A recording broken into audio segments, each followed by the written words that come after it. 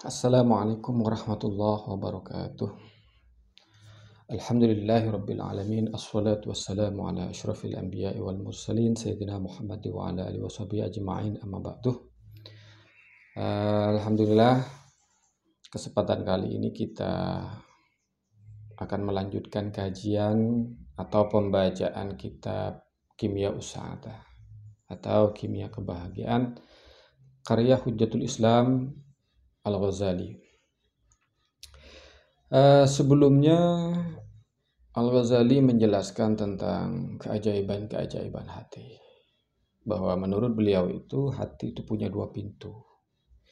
Pintu yang pertama itu adalah pintu dunia mimpi, dan yang kedua adalah pintu dunia kenyataan atau di dunia sadar. Nah, pintu alam sadar itu adalah pintu yang mengarah keluar, yang kaitannya adalah dengan pengetahuan-pengetahuan indrawi. Sedangkan pintu mimpi itu adalah pintu yang mengarah kepada dunia batin. Nah, kedua pintu ini bekerja bergantian. Ketika pintu batin itu terbuka dengan tidur misalnya, atau setengah tidur, maka pintu zahir ini tertutup. Sehingga tertutup juga kemudian ilmu-ilmu indrawi. Indra tidak bekerja lagi. Nah, ketika pintu batin ini terbuka, maka alam malakut itu tersingkap. Lauhul mahfuz itu tersingkap. Yang oleh Al-Ghazali disebut mislat daw, ibarat sebuah kilatan cahaya. Kenapa begitu? Karena ini semacam misteri, ya, tidak melalui proses, tidak melalui sebuah proses dan prosedur.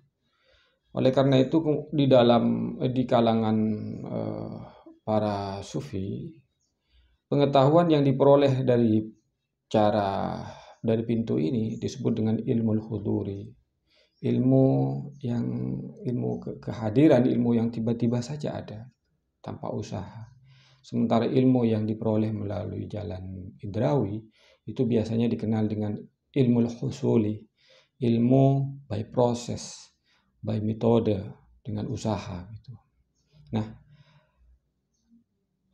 menurut Al-Ghazali, kualitas ilmu yang diperoleh melalui pintu batin ini sesungguhnya lebih tinggi kualitasnya, derajatnya daripada ilmu-ilmu indrawi.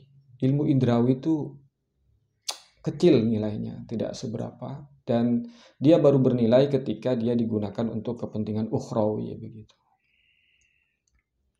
Bahkan kata Al-Ghazali, ilmu antara sadar dan tidur itu lebih tinggi kualitasnya daripada ilmu indrawi yang melalui pintu alam sadar itu, pintu hati yang menuju ke alam sadar. Intinya semua dari hati ilmu itu, semua inti ilmu itu adalah dari hati.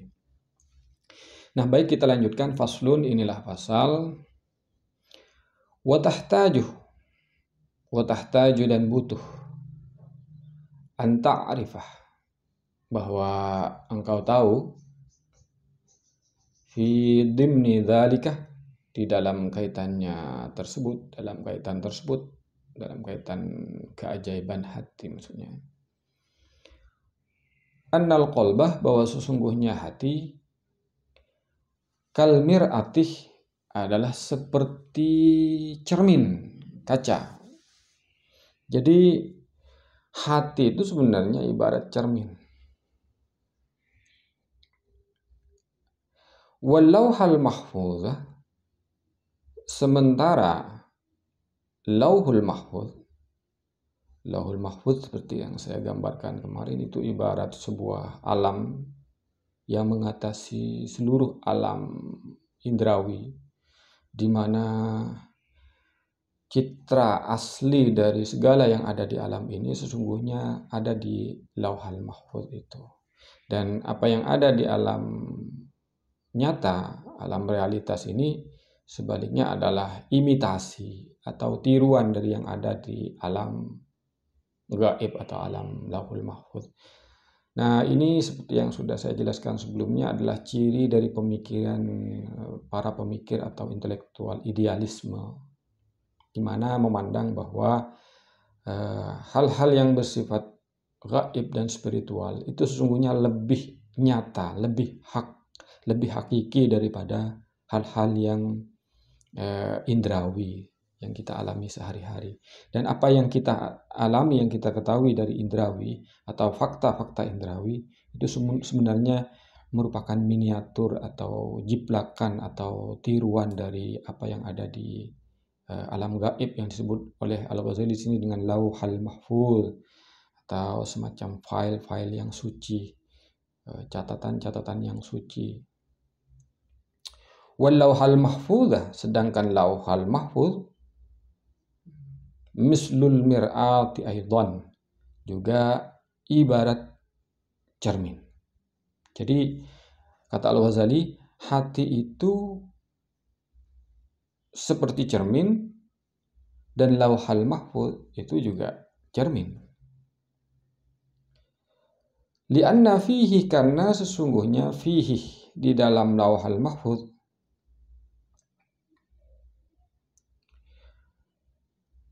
surata kulli mawjudin, bentuk atau gambar seluruh yang ada. Di dalam Lauhul Mahfuz itu ada citra gambaran seluruh realitas yang ada di alam ini. Ini yang saya sebut dengan tadi itu file, atau kalau filsafat mengistilahkannya dengan ide, dunia ide, yang dia memberi gambaran keutuhan tentang realitas indrawi. Jadi yang terjadi, yang ada dan terjadi di alam raya ini adalah gambaran dari apa yang terjadi di alam ide atau alam gaib atau Lauhul Mahfuz begitu. Wa idza qabalatil mir'atu, wa idza qabalat, dan apabila atau wa idza qabalat, apabila berhadapan, al mir'atu cermin, satu cermin, bimir'atin ukhra, dengan cermin yang lain, halat suwaru ma fi ihdahuma, halat maka akan nampak suwaru ma fi ihdahuma, suwaru ma gambar-gambar atau citra-citra sesuatu fi ihdahuma di dalam dua cermin tersebut, fil ukhra pada cermin yang lain. Artinya begini, karena hati itu cermin, kemudian Lauhul Mahfuz itu cermin, hati manusia maksudnya, hati manusia itu juga cermin. Ketika dua cermin ini dihadapkan, maka gambar dari masing-masing cermin ini akan nampak di cermin yang lain. Nah, ini yang kemudian disebut dengan mukasyafah dalam konteks tasawuf itu. Mukasyafah itu adalah suatu situasi psikologis di mana orang bisa mengetahui sesuatu yang gaib, sesuatu yang akan datang, atau sesuatu yang masa lalu yang tidak pernah dia ketahui secara indrawi. Ini terjadi tiba-tiba karena ini huduri, tidak melalui proses penelitian, tidak melalui proses pengkajian, tidak melalui proses riset dan sebagainya. Dia tiba-tiba hadir saja ke dalam hati atas kehendaknya yang maha kuasa begitu. Orang semacam ini biasanya dikenal dengan orang yang mukasyafah. Apakah wali? Belum tentu. Tingkat aulia itu tidak ada hubungannya sebenarnya. Aulia itu lebih tinggi ya. Jadi halat suwaru ma fi ihdahuma fil ukhra. Percaya tidak percaya silakan, tetapi orang yang mengalami akan percaya, karena sulit menjelaskan sesuatu kepada orang yang belum mengalami, sementara persoalannya adalah persoalan pengetahuan ma'rifat, pengetahuan atau ma'rifat atau knowledge, bukan ilmu. Kalau ilmu kita bisa berbicara dalil dan bukti, baik itu rasional atau empiris, tetapi kalau ma'rifah tidak ada kaitannya dengan pembuktian rasional dan pembuktian empiris, tetapi ada kaitannya dengan apakah dia pernah merasakan atau tidak, atau minimal bertemu dengan orang yang pernah merasakan dan ikut merasakan juga keajaiban pengetahuannya yang sifatnya huduri begitu, yang sifatnya tiba-tiba saja tanpa sebuah proses analisis. Mungkin ada walaupun tidak mudah, jarang, tidak semudah kita menemukan orang dalam ilmu pengetahuan biasa, dalam ilmu pengetahuan analisis indrawi dan pembuktian rasional. Wa kadzalika, dan demikian itu, tadhharu, nampak, ya, muncul jelas, suwaru ma fil lauhil mahfuz, citra gambar-gambarnya sesuatu fil lauhil mahfuz, yang ada di lauhul mahfuz. Makanya tidak heran jika ada orang ya, percaya tidak percaya lagi, yang bisa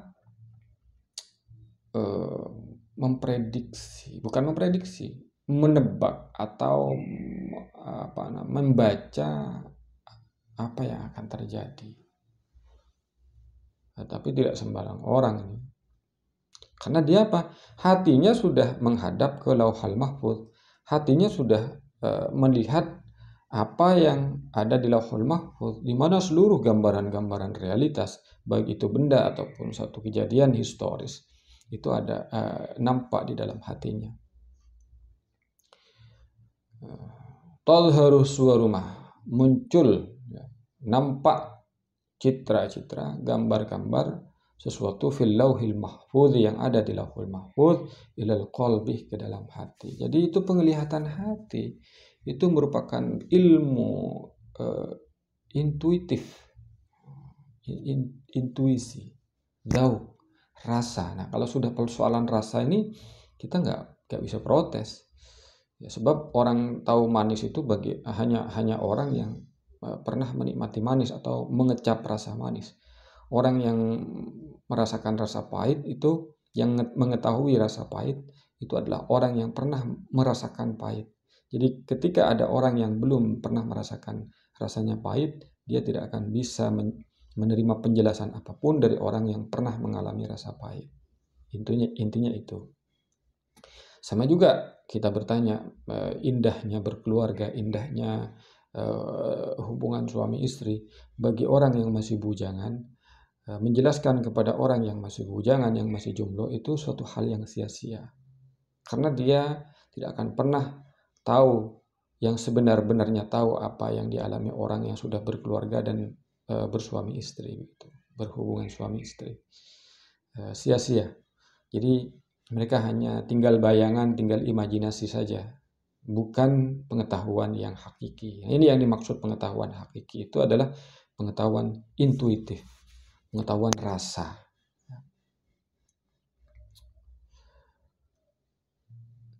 Idza kana, dengan syarat ya, idza kana, apabila ada hati farighan, bebas. Nah, ini farighan, kosong, melompong, bebas, min syahwat dunia, dari syahwat duniawi. Apa syahwat duniawi itu? Yaitu daya binatang, daya setan itu.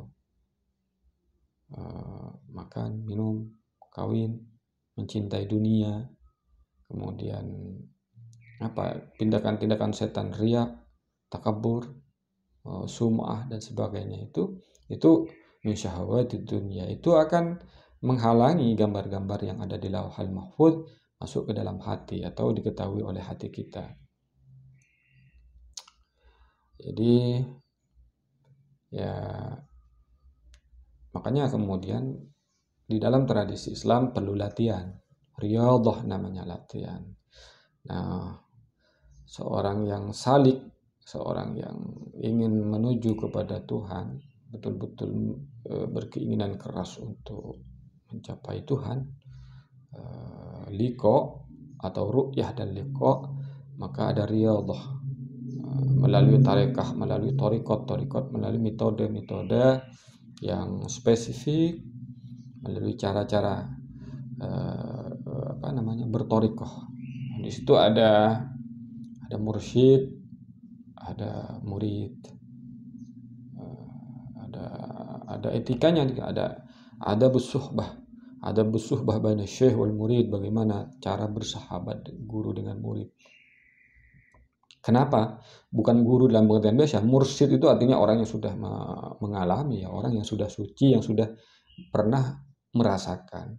Dia tidak akan bisa mentransfer itu kecuali melalui membimbing muridnya agar dia bisa merasakan juga, tidak melalui penjelasan-penjelasan ilmiah, metode-metode dan argumentasi-argumentasi, tidak.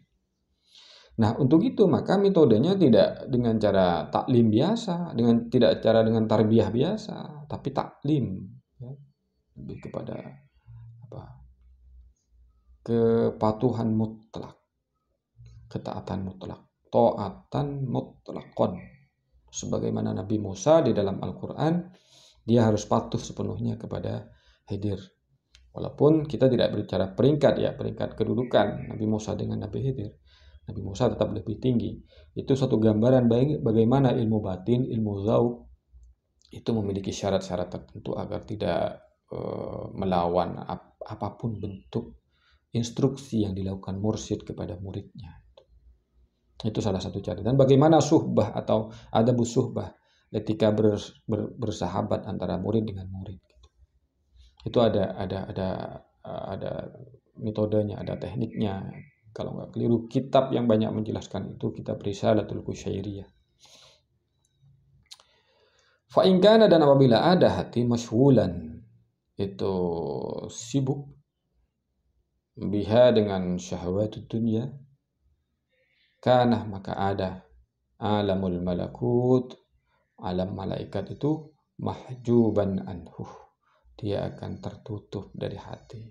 Jadi kalau sibuk dengan urusan dunia materi, ya dunia gaib otomatis tertutup. Apakah harus anti dunia? Tidak. Ya, ada banyak sufi yang tidak miskin, tidak fakir dalam kehidupan nyatanya. Mereka ada yang kaya. Untuk konon Abu Hasan Asyadzili salah satu sufi yang kaya. Bahkan pakaiannya itu merupakan pakaian yang mewah. Nah, ketika ditanya kenapa Anda seorang sufi, guru thariqah, Anda seorang sufi, seorang kutub, bajunya kenapa mahal-mahal, kenapa mewah-mewah? Nah, justru itu untuk melindungi hati agar tidak ujub. Karena ujub bukan hanya pakaian yang mahal, pakaian baru, bukan. Bisa saja pakaian compang-camping, tapi tujuannya untuk menarik simpati atau meraih kemuliaan. Itu juga ujub. Jadi baik kaya atau miskin sebenarnya adalah cobaan dalam konteks tasawuf. Bukan tidak mau kepada dunia, tetapi menjadikan dunia sebagai sarana, wasilah saja. Ini yang disebut masghulan biha. Jadi sibuk dengan urusan duniawi. Sampai pada mencintai, sampai menjadi dunia, menjadikan dunia sebagai tujuan. Nah, ini akan mahjuban anhu. Maka hati akan tertutup, ya, dari dari lauhal mahfuz ini. Wa in kana, dan apabila ada fi halin naumi, manusia ya, fi halin naumi, ketika tidur, farighan, adalah kosong, min alaikil hawas, dari kaitan-kaitan indrawi, tola'ah, maka terbit, muncul jawahir alamil malakut, jauhar, substansi, hakikat alam malakut, alam malaikat. Ketika tidur itu sebenarnya muncul alam malakut itu. Maka nampak fihi, di dalam alam malakut, ba'dus suwar, sebagian citra-citra atau mimpi-mimpi, allati citra-citra atau gambar-gambar allati fil lauhil mahfuz, yang ada di dalam lauhul mahfuz.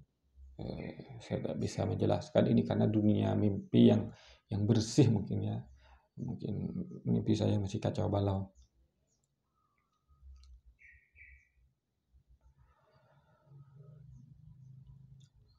Terus wa idza aghlaqa, dan apabila tertutup ya, menutup babul hawas, pintu indrawi, pintu indra, karena maka ada ba'dahu, setelahnya al khayalu, imajinasi. Ketika pintu indra itu tertutup, ya yang tertinggal itu imajinasi.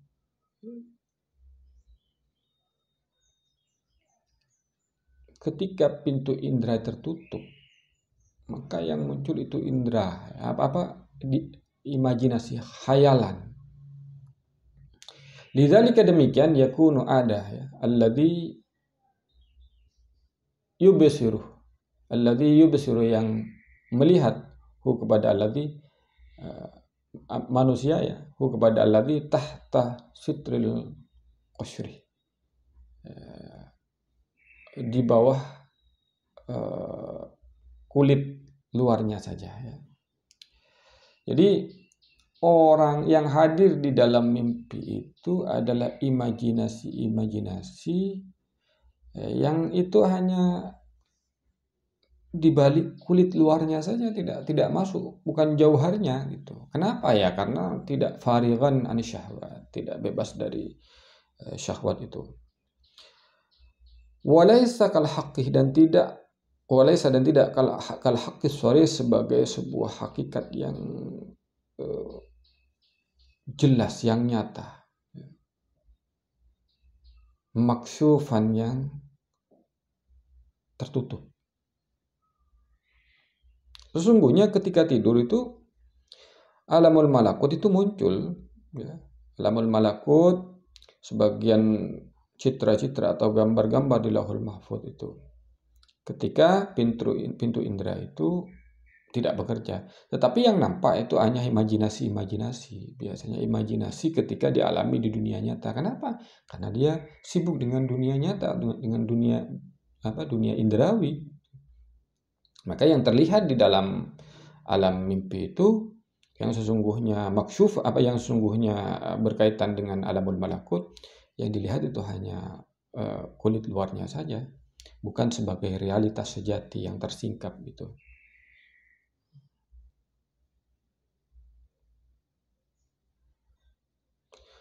Fa'idha matah, dan apabila mati, ail qalbu, artinya fa'idha matal qalbu, apabila mati hati itu, bimauti sahibihi, sebab matinya si pemilik hati, lam yabaqah, maka tidak tetap al khayalun, imajinasi, wala hawasun, dan indra. Nah, ketika mati, hati itu mati, hati yang jasmani ini mati sebab matinya si pemilik hati, orang itu, maka imajinasi dan indra ini hilang ya. Tidak ada juga. Wa fi dzalikal waqti, dan di waktu tersebut, ya basiruh, melihat manusia, bi ghairi wahmin, terhadap alamul malakut ya, bi ghairi wahmin, tanpa imajinasi, bi ghairi wahmin, tanpa waham, angan-angan, wa ghairi khayalin, dan tanpa imajinasi, dan ketika itu, ketika sudah mati, hati sudah bebas dari imajinasi dan indrawi. Nah, pada waktu itu hati itu, kolbuh yang ruhani itu, akan melihat kepada segala sesuatu tanpa imajinasi dan khayalan. Yuqalu dan dikatakan ya, lahu kepada manusia atau hati, fakashafna angkah a'udzubillahi minasyaitonir rajim, fakashafna anka wita'akah fabasarukal yaum hadid. Ini surat Qaf ayat 22. Fakashafna, maka kami bukakan, kami singkapkan, angka dari kami, wita'akah